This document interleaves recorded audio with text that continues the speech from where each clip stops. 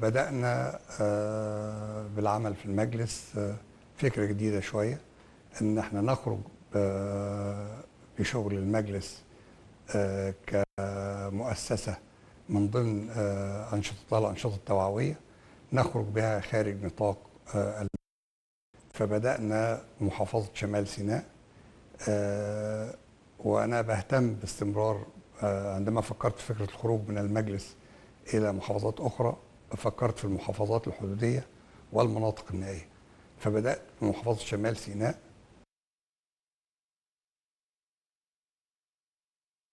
لمدة 3 أيام.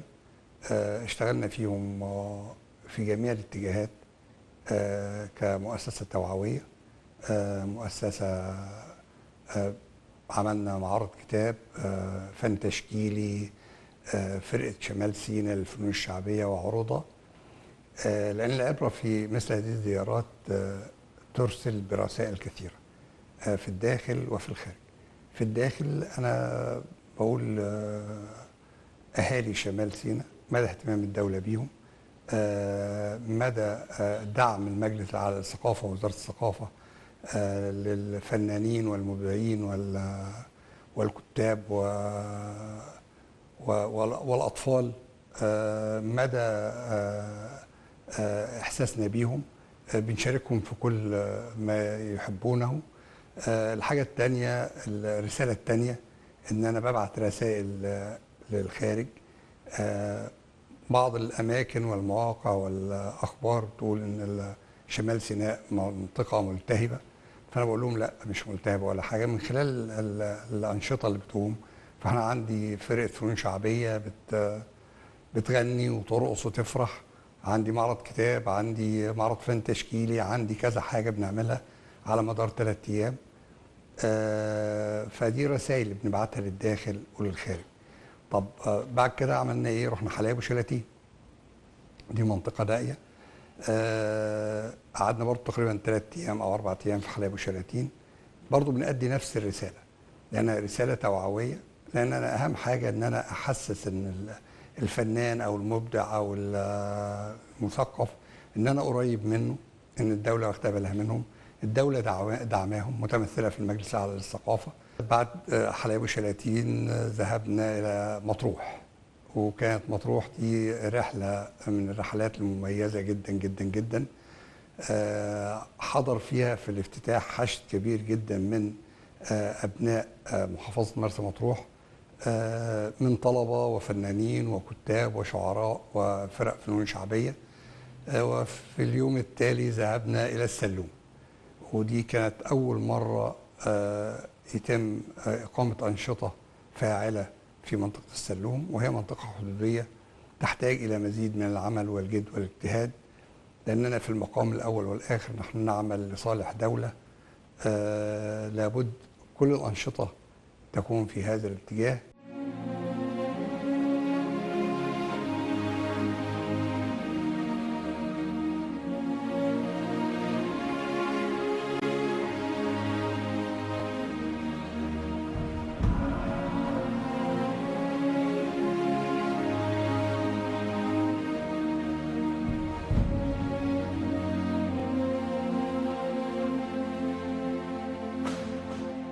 عندنا حاجة تانية في المجلس على الثقافة، المركز القومي لثقافة الطفل والحديقة الثقافية بالسيدة زينب. طبعا هناك أنشطة عديدة شبه يومية في المركز القومي، والأنشطة تقام باستمرار في الحديقة الثقافية للطفل منطقة السيدة زينب باستمرار. اهتمام بالأطفال، بنعمل ورش عمل، ورش فنية، تعاون مع بعض المؤسسات الداخلية والخارجية لزيادة انتماء الطفل ووعيه بكل ما يحاط به.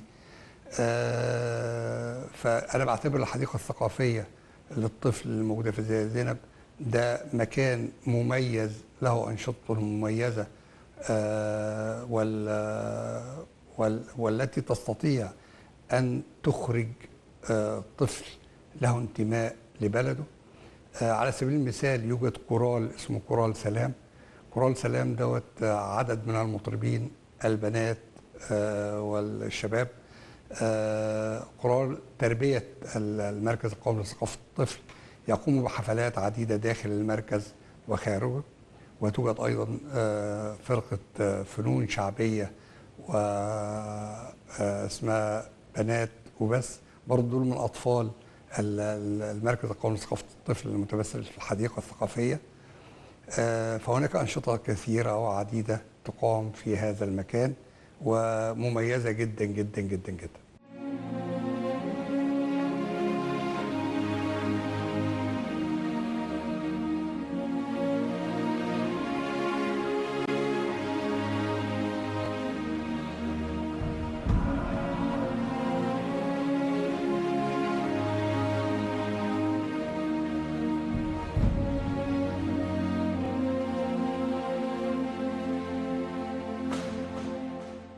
أيضا هناك أشياء أخرى عديدة زي القوافل الثقافية، والقوافل الثقافية باستمرار تكون من المركز القومي لثقافة الطفل إلى بعض المدارس وبعض المحافظات، بالتعاون مع، يعني من فترة بسيطة كنا متعاونين مع وزارة التضامن في بعض الأنشطة الخاصة بالطفل، زي الرسم والشعر والغناء وإلى ما ذلك من أنشطة التي تحفز وتقوي من عزيمة الأطفال. وأحب أكد أن القوافل الثقافية لا تقتصر على قافلة وتنتهي بذلك، وإنما القوافل الثقافية شبه أسبوعية، سواء كانت في مدارس بعينها، إن كانت مدارس حكومية أو دولية أو مدارس خاصة، وزيارات لبعض المحافظات، فنجوب بها هذه القوافل محافظات مصر، وذلك لدورها التوعوي البارز في المجتمع المصري. طيب، هناك أشياء أخرى مثل المسابقات والمبادرات والأسابيع الثقافية التي تقام من خلال المجلس. فاحنا عندنا مبادرات زي مبادرة قوتنا في شبابنا. قوتنا في شبابنا دي قعدت تقريبا 3 أسابيع، استهدفت السن من 18 سنة إلى 35 سنة. هي كلها عبارة عن ورش عمل وورش تدريبية في جميع التخصصات، كان مسرح، تصوير، إلى ما ذلك، وكان لها رد فعل أكثر من رائع. رد فعل في الافتتاح من البداية، وفي الختام كان رد الفعل، وأنا شفت بنفسي يعني طلبة اشتركت في هذه الندوات، في هذه المسابقات، وخرجت فعلا، يعني على سبيل المثال ما كانش بيعرف يصور، لا فعلا احنا شفنا صور واحد محترف يعني. وده معناه ان المبادرة أتت بثمارها على شبابنا الواعد. هناك أسابيع ثقافية تقام، يعني لو رجعنا تاني معلش للمسابقات والمبادرات، فهناك أشياء برضو مخصصة للطفل زي كل يوم شاعر. على سبيل المثال أنا بضرب أمثلة، لكن المبادرات منها الكثير والكثير والكثير، فدي بتقام في المركز القومي لثقافة الطفل، وبنقيمها في حديقة الطفل بالسيدة زينب. طيب بعد كده عندنا في أسابيع ثقافية. الأسابيع الثقافية دي بتتناول كل ما تتخيله داخل المجلس وخارجه. ولزيادة الدور التوعوي الذي يقوم به المجلس الأعلى للثقافة، بدأنا بالتعاون مع جهات خارجية زي الجامعات المصرية. كان الأول تقام الندوات وورش العمل داخل مقر المجلس، خرجنا بها إلى خارج النطاق. فاليوم في جامعة القاهرة، في جامعة دمياط، في جامعة المنصورة، في جامعات أخرى مترامية على مستوى جمهورية مصر العربية تقام الندوات والمناسبات وورش العمل، وذلك لزيادة الدور التوعوي للشباب. أنا عايز أوصل بشباب وطني، شباب يشعر بقيمة بلده، بوصل له هذه المعلومة بشكل دقيق وموضح في ندوة أو في ورشة عمل أو في مؤتمر من خلال الندوات التي تقام في المجلس الأعلى للثقافة.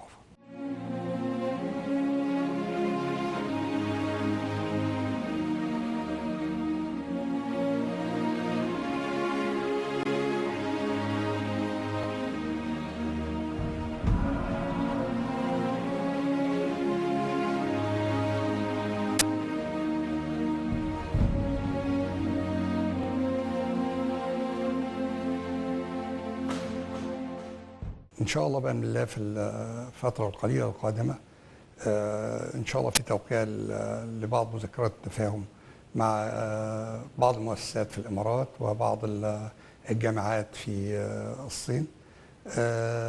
وده بيعتبر يعني شيء جديد نقدر نتوسع به خارج نطاق يعني يبقى مش على النطاق المحلي فقط، بل على النطاق الدولي ان شاء الله باذن الله. وكلها مذكرات تفاهم بها مواضيع كثيره للتبادل والانشطه بين المؤسسات. شيء اخر نتحدث عنه داخل المجلس على الثقافه وهو النشر. طيب، ما انا عندي بطبع بعض الكتب ولها ضوابط في طباعتها، فعندما يتقدم احد المبدعين او الفنانين او الكتاب بكتاب النشر في المجلس على الثقافه، تقوم بتحكيمه لجنه علميه متميزه لها خبره قويه في هذا التخصص، ونقوم بنشره.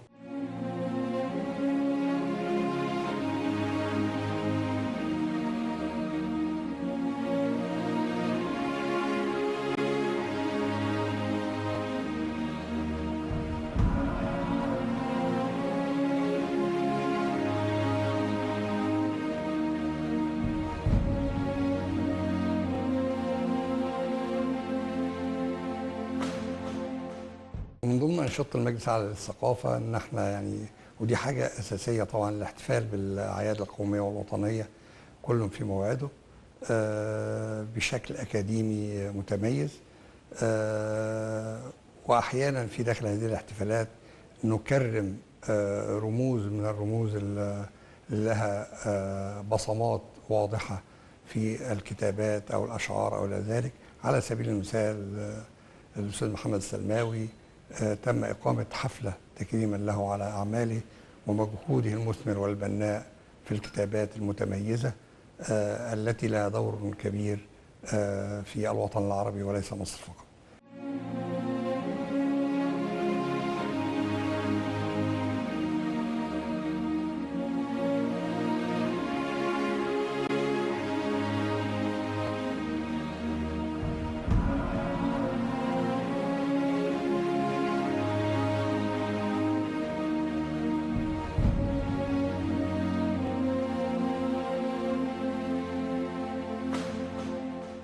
طبعا حصل تطور جديد في موضوع لجان المجلس. كانت لجان المجلس قبل كده في السنتين الماضيتين كان 24 لجنة. قمنا بتعديل اللائحة وبنود كثيرة في اللائحة تم تعديلها وكله للصالح العام، بالإضافة لأن اللجان تم إضافة لجان جديدة وحذف لجان ودمج لجان في لجان، فوصل عددهم الآن إلى 21 لجنة. ال 21 لجنة تتناول جميع مناحي الحياة. تقوم هذه اللجان بوضع، كل لجنة في تخصصها يعني، بوضع رؤية مستقبلية لما تقوم بدراسته في شتى المجالات. وفي اختيار الموضوعات التي تقوم بها ننظر دائما إلى رؤية مصر في 2030، هل تنعكس عليها هذه الندوات أو ورش العمل أو المؤتمرات. فباستمرار نختار المواضيع التي تفيد الدولة. على سبيل المثال في اللجان الماضية، على سبيل المثال يعني اخترنا موضوعات التغيرات المناخية وتحدثنا عنها وخرجت توصيات، المدن النظيفة، الطاقة الجديدة والمتجددة. فهذه الموضوعات تنعكس على الدولة بشكل إيجابي، تخرج بتوصيات ترفع على الجهات المعنية لاتخاذ الإجراءات اللازمة في تنفيذها أو الاستفادة منها. هذا ما يخص اللجان. أؤكد أن اللجان تحتوي على جميع مناحي الحياة وتقوم بدراستها دراسة دقيقة ومتمحصة. طيب، تشكيل اللجان دوت بالنسبة، هل اللجان تحتوي على كبار السن فقط أم كبار السن والشباب؟ وأكد أن لجان المجلس تحتوي على ما يزيد عن 30% من تشكيلها من شباب مصر الواعد. للاستفادة منهم وللارتقاء بهم والوصول بهم إلى مستقبل واعد ومشرف.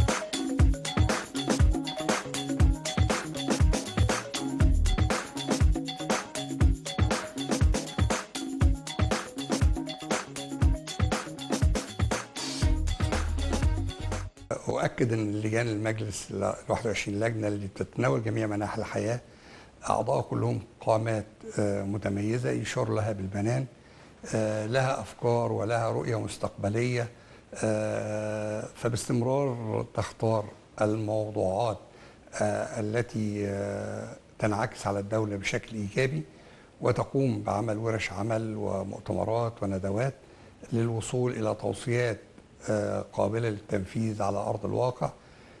وهذا هو المرجو من ضمن الأشياء المرجوة من المجلس الأعلى للثقافة للوصول لنتائج مرضية في ثقافتنا الغالية مصر، وأن ينتشر المجلس الأعلى للثقافة ليس على المستوى المحلي فقط وإنما على المستوى العالمي إن شاء الله بأمر الله.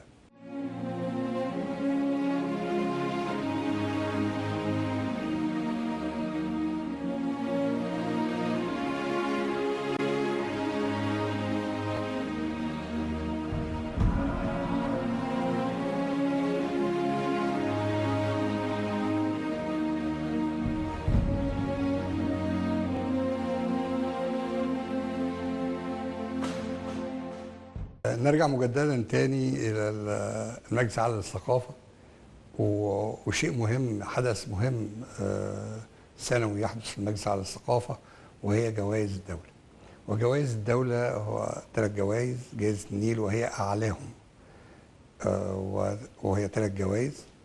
الجائزة التقديرية وهي 10 جوائز، وجائزة التفوق وهي 7، ثم بعد ذلك الجوائز التشجيعية عددها 32 جائزة. يعلن عنها أول أكتوبر من كل عام، وينتهي التقدم إليها في نهاية شهر ديسمبر من كل عام، ويعلن عن الجوائز في شهر 5 أو 6 من العام الذي يلي. وهناك أيضا جائزة المبدع الصغير، وهي عبارة عن 32 جائزة، وتنقسم إلى فئتين عمريتين. جائزة المبدع الصغير دي فيها فئتين عمريتين من 5 سنوات إلى 12 سنة، وبعد ذلك من 12 سنة إلى 16 سنة، ولها 32 جائزة. قيمة كل جائزة فيهم 40,000 جنيه. برضو يبدأ الإعلان عنها في بداية شهر أكتوبر، وينتهي التقدم فيها بنهاية شهر ديسمبر من كل عام. بالإضافة إلى منح التفرغ. منح التفرغ ودي تندرج تحت الإدارة المركزية للشؤون الأدبية والمسابقات ومنح التفرغ. منح التفرغ دي برضو من الحاجات الجديدة، ان احنا ابتدينا نستغل الأعمال أو المنتج الخاص بمنح التفرغ، المنتج المتميز، وعرضه لكي يستفيد به الجميع. وتم بالتعاون مع مركز الثقافة المصري في أذربيجان إن شاء الله بأمر الله أن نقوم بعمل معرض فن تشكيلي بالتعاون مع المتحف الأذربيجاني في أذربيجان. استغلنا فيها المنتج الخاص بالفنون التشكيلية في منح التفرغ لعرضها في هذا المعرض والاستفادة منه.